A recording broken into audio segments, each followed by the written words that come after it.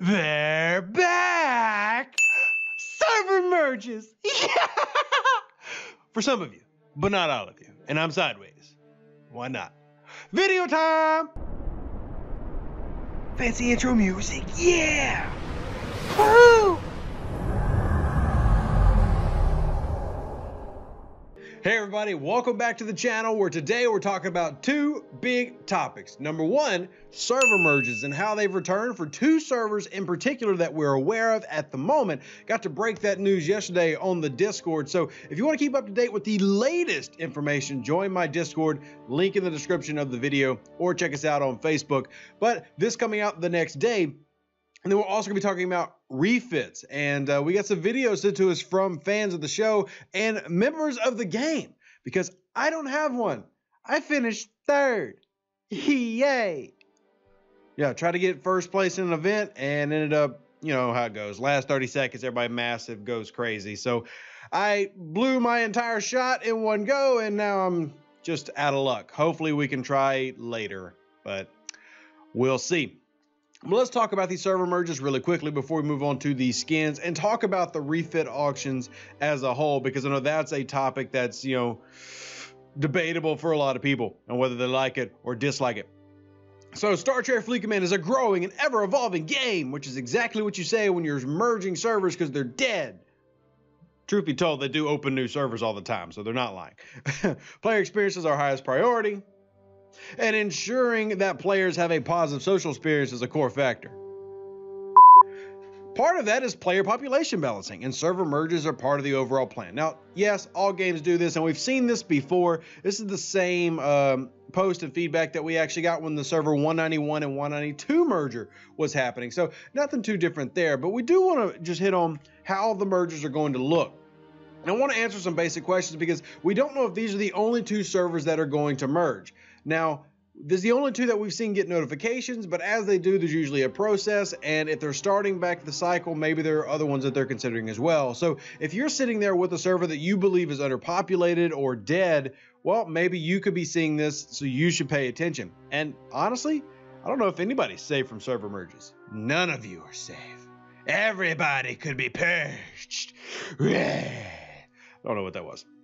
Anyway, as you can see, most stuff stays the exact same in the game. There will be a competition where one server merges into another, so the home and away server, and there will be a merge event that helps determine that. Now, I'll also pull up real quick. If you remember, the last time we went through this process, there are special avatars you can win for being the home and away server. So here's the defender, and here's the attacker avatar, the progenitor avatars. If you've ever wondered how to get those, well, that's what they got for the reward for winning the merge event back in the day for 191 and 92. So we're going to assume that stays the same here.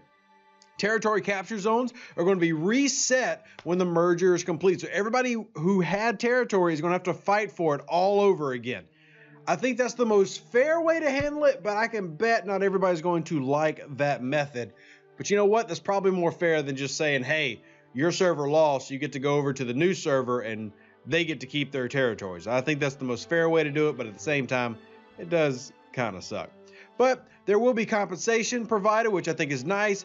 Hopefully the compensation is actually good compensation, not like just little handfuls, but they say they will provide compensation for those who had territories in the gift tab, so we'll see what that looks like.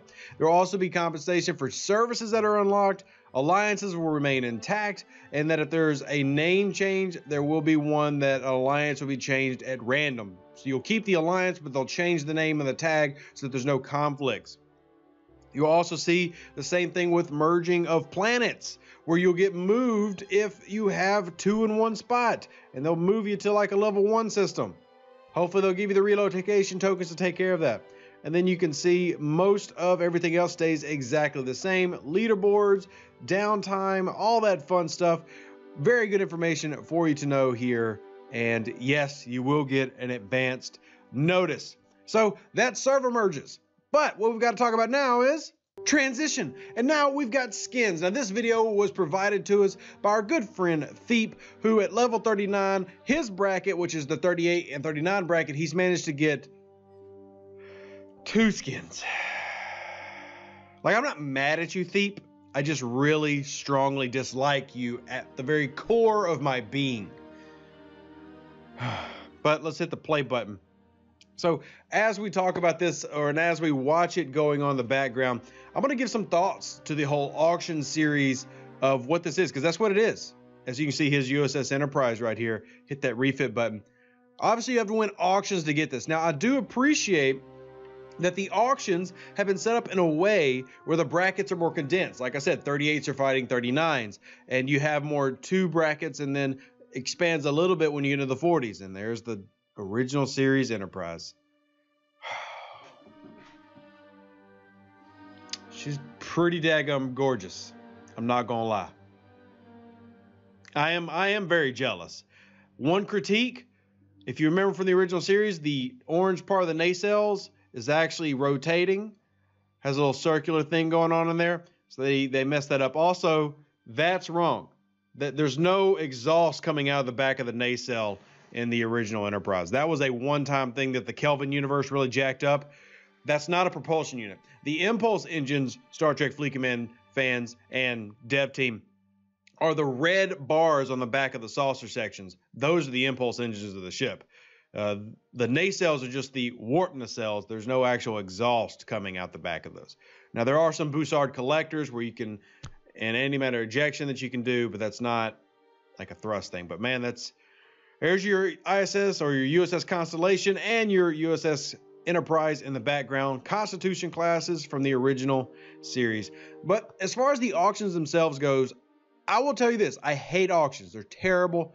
I understand why they do them, because moolah, you make a lot of money from them. But I hate the auctions in general.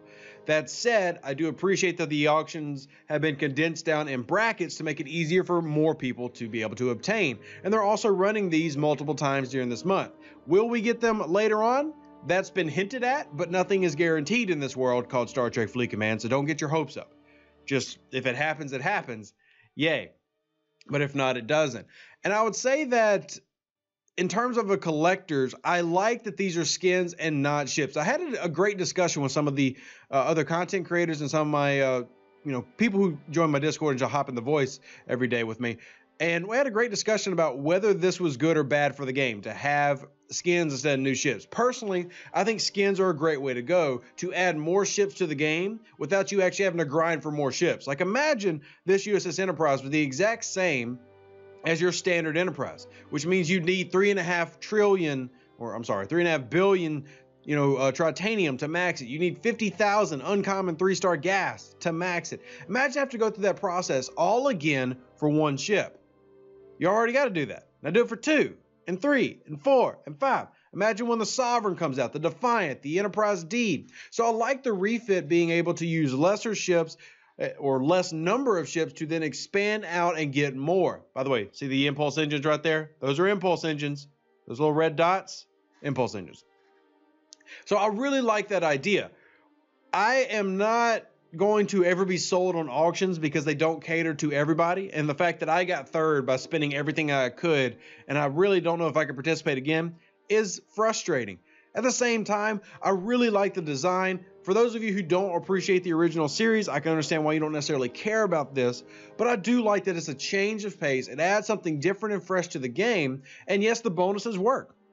It's not a huge bonus, but it is nice that you're getting something for putting forth that effort, because you can notice if you take out your hostile crew, put it on your ISS Jelly, take out that Constellation. I think I've been saying Constitution. But anyway, take out your beat up old ship, the Constellation, and you'll notice more kills. Not exactly a ton, but enough to make a little bit of a help in the game. So that is a great little change. And that's really all you get, is a pretty skin with a little bit of purpose. Think of it as being an avatar that actually serves a purpose. The avatar and frames that you're getting now are just glorified vanity items. This actually does something. Yes, it does a small amount. And yes, it costs a lot to win, depending on your server. Talking to some other servers where their brackets are millions and millions of points to win. And that sucks. It does.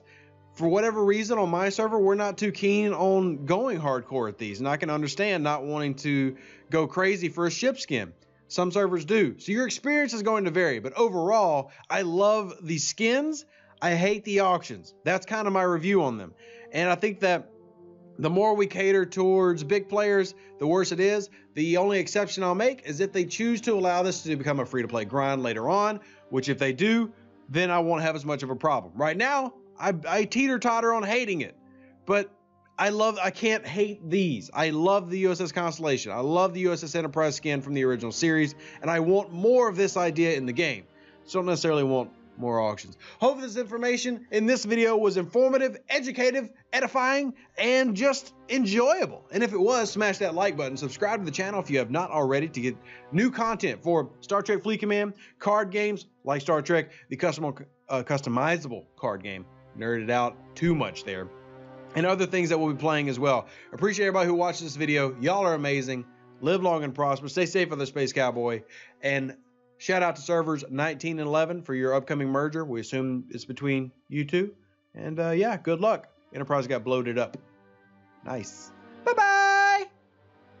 Remember, Spock doesn't go on the Enterprise. Live long and prosper. All the best.